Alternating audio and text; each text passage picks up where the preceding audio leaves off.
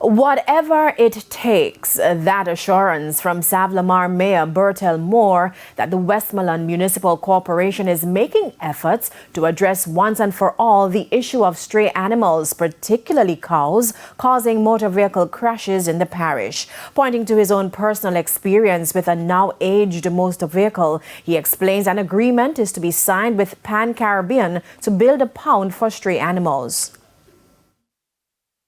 Coming in from Kingston, a cow jumped right into the front of it in the White House area. And I'll never forget that accident. And I know what it is like out there with the animals. I'm having one simple problem, but I'm quite sure I'll get over that hump very shortly. And that is to get the catchers for the cows.